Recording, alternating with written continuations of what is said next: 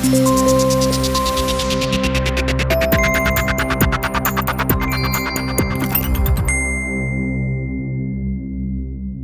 Royal Bank of Scotland could face a bill running into millions of pounds over its refusal to pay out successful PPI mis-selling claims to people who have been insolvent.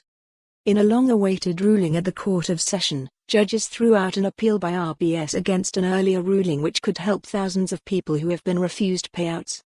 After a 5-year battle, the bank has been told it must pay refunds and interest on payments even in respect of customers who previously owed the bank money, but whose debts have been discharged. Industry sources say lawyers specialising in financial claims have thousands of similar cases on their books awaiting the court's ruling. One insider said, "I know of 3 firms who just between them have people on their files who are due £10 million for claims which have already been upheld." When all claims are taken into account, RBS could be forced to distribute hundreds of millions of pounds in payouts it had hoped to avoid, he said. The case heard at the Court of Session relates to a Mrs. Alison Donnelly, who borrowed money from RBS between 1997 and 2003. She was also sold payment protection insurance. In 2006, Mrs. Donnelly became insolvent and signed a trust deed appointing a trustee to resolve her estate and use assets to pay off her debts. Creditors, including the RBS, received payments, but only around a fifth of what they were due. Under the terms of the 1985 Bankruptcy Act, once this was done, with her estate distributed and the trustee paid for their role, Mrs. Donnelly's debts were legally discharged in full.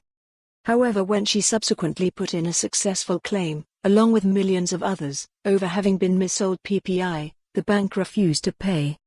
Having agreed to settle her claim for £11,927, RBS sent her just one instalment of £1,111.63, then argued that it was entitled to offset the award against more than £21,000 which it claimed she still owed the bank as a result of the loans.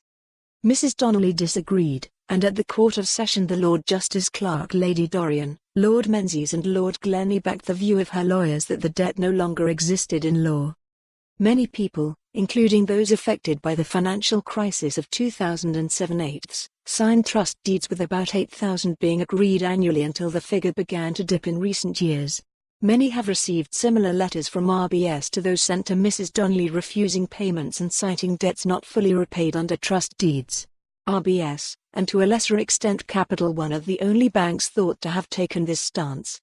In his opinion, Lord Glennie rejected the arguments of the RBS lawyers, in what he said was an important and novel point of law regarding insolvency.